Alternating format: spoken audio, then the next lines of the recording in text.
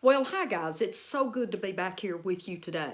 I want to follow through on what I said I was going to do this week. I said that I was going to talk about what I have studied uh, and believe is the process of us being purified to enter into the kingdom, okay? Many of you who follow me, you know I've been teaching the subject of hell for quite a while on different parts of hell, Gehenna, Hades, and the history of hell and all of that. I just finished up our mini-series about Gehenna, and I had someone ask me, thank you Chris, to explain what happens to people when they die, okay? And that's what I want to do today. So I'm going to give you a really watered down analogy just to give you an idea, okay? So I use this in one of my teachings about the book of Revelation and the refiner's fire. The Greek word fire is the word P-U-R, pure, okay? So fire is many times used to purify things, even when we eat, correct? Okay, so let me give you an analogy that I use that I think is kind of I just love to use this because it pictures a loving God helping to purify us, okay? So I have these 5 dogs, and they're rather large. The smallest one's 52 pounds, right?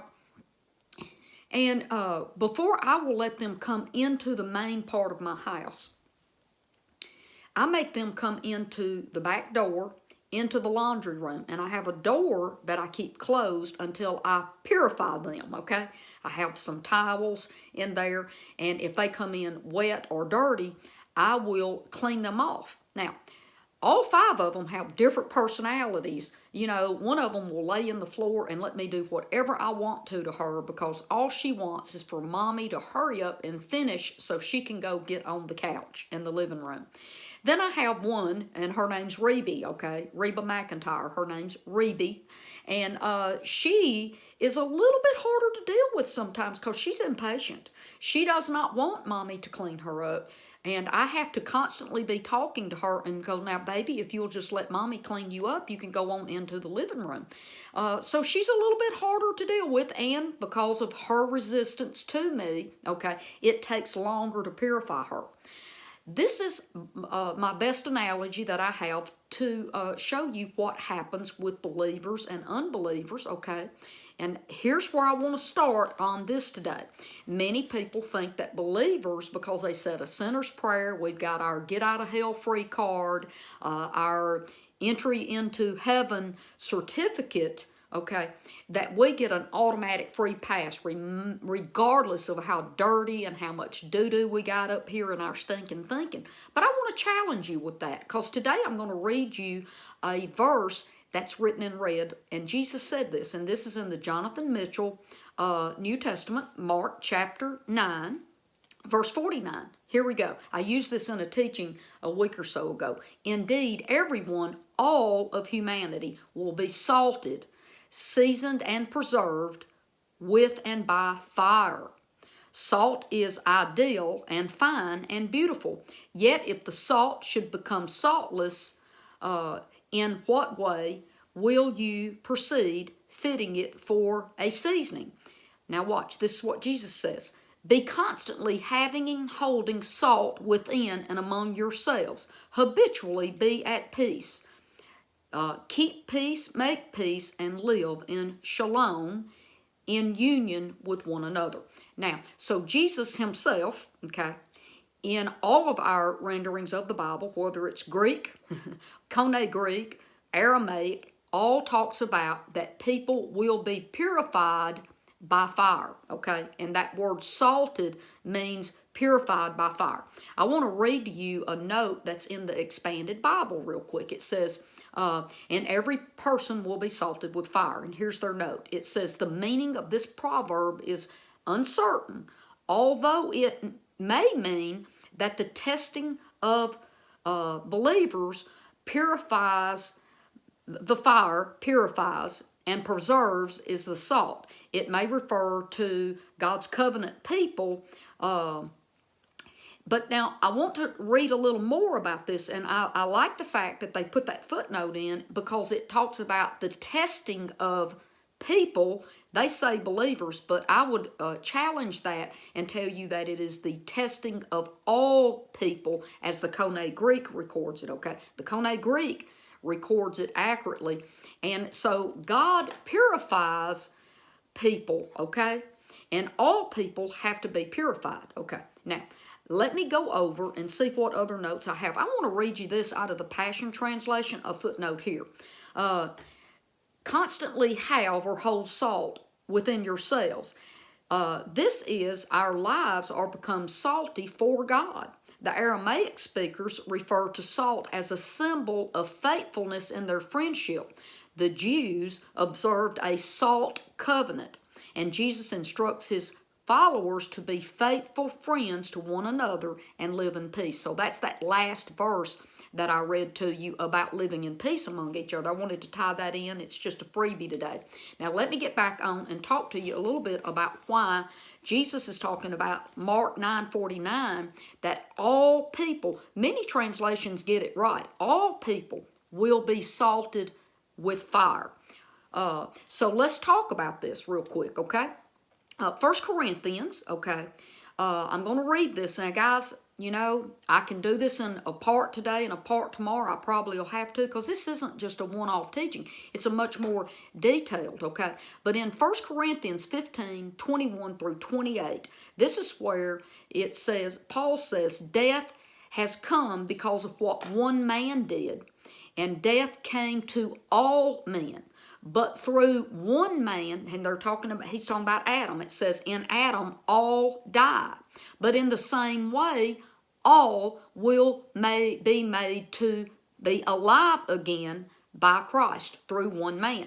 And in the Greek, it doesn't say all die and some might live. It says all died and all live, okay? So it's very important that we understand this, okay? Now, what I want to do is talk to you a little bit about what Paul says here next. It says, let me read this, and it says, but everyone, see, everyone will be raised to life in the right order. Christ was first to be raised. He was the first fruits. When Christ comes again, those who belong to him will be raised to life, and then the end will come. At that time, Christ will destroy and abolish all rulers, authorities, powers, and he will hand over the kingdom to God the Father. For Christ must rule and reign until he puts all enemies under his control, under his feet. Now watch. The last enemy to be destroyed will be death. The scripture says that God put all things under Jesus' control. When it says all things are under and subjected to Jesus, it is clear that this does not include God the Father, but put everything under his control. After everything has been put under and subjected to the Son, then he will put himself under the subjection of God the Father, who had put all things under Jesus. And watch. And then God will be the complete ruler. He will be in all things and in every one. All in all. Okay. So this is all written out for us. Now, what I want to show you is that in the book of Revelation, it does not contradict what Paul is saying. If we read in Revelation 20, verse 5, we see that Jesus is already resurrected. We all know this. But Revelation 20, verse 5 talks about the first resurrection. That is the resurrection of people who are already believing in Christ. It says this is the first resurrection. And how blissful and holy are the ones who have a share in the first resurrection. Over these, the second death has no power. Instead, they will be priests of God and the anointed. Okay, so now let's skip down to verse 13. And yet the sea yields up the dead within it. Death and the grave, not death and hell, death and the grave yield up the dead within them, and they are judged, every one of them according to their works. And death and the grave are cast into the marsh fire. Did you get the marsh fire? I'd love to teach on that again. It's not talking about a lake of burning fire. It's talking about a smaller refining pool. It's a refiner's pool. Remember, fire means pure. It's a purification pool. I'm teaching you or sharing with you today exactly what the early church fathers from James in Jerusalem all the way through the 5th century until St. Augustine put the doctrine of hell, eternal conscious torment in a lake of fire, into Christianity. And even after the 5th century, when St. Augustine, I hope I said that right the first time, since Augustine put that into Catholicism, even the Eastern Orthodox Church continued to teach purification and the restoration of all things. And if you want to look up the restoration of all things, I don't have it pulled up, that's Acts chapter 3, verse 21.